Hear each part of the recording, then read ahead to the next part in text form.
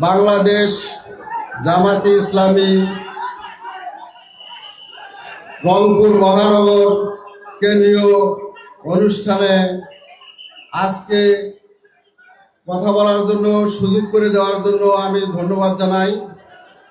আজকে এই অনুষ্ঠানের সভাপতি এবং প্রধান অতিথি এবং রাজনীতি নেতৃবৃন্দ, আমাদের সামনে উপস্থিত আছেন সাংবাদিক ভাইয়েরা এবং প্রশাসনিক কর্মকর্তা এবং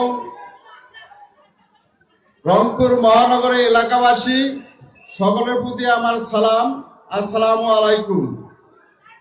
আজকে আমি এই সমাবেশে উপস্থিত হয়েছি, আপনারা সকলেই জানেন যে 16ই জুলাই বেগম রোকেয়া বিশ্ববিদ্যালয়ের সামনে আমার ভাই শহীদ আবু সাঈদ যেভাবে বুক পেতে দিয়ে পুলিশের গুলিতে নির্মমভাবে হত্যা হয়েছে, সেই হত্যার বিচার এখনো আমি পাই নাই।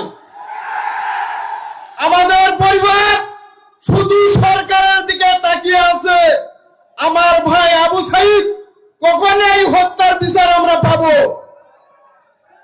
দীর্ঘ 1 বছর পেরিয়ে গেল, আমরা শুধু আনুষ্ঠানিক একটা ঘোষণা পেয়েছি যে 4 জন তারা কারাগারে এবং 26 জনের গ্রেফতারি পরোয়ানা জারি।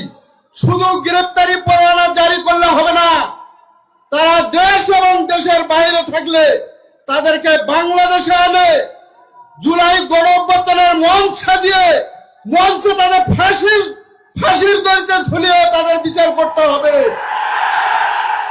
আমি উদাত্ত আহ্বান জানাই, আমাদের বাংলাদেশে এই জুলাই গণঅভ্যুত্থানের হাজার হাজার মা ও বোন তারা জীবন দিয়েছে একটা কারণেই, সেটা স্বৈরাচার সরকারের পতন।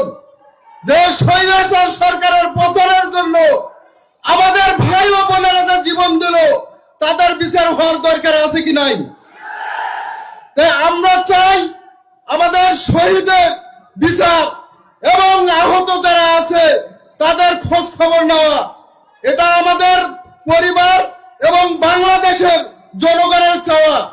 আমরা যে বাংলাদেশের যে স্বাধীনতা পেয়েছি একমাত্র শহীদ ভাইদের কারণে পেয়েছি।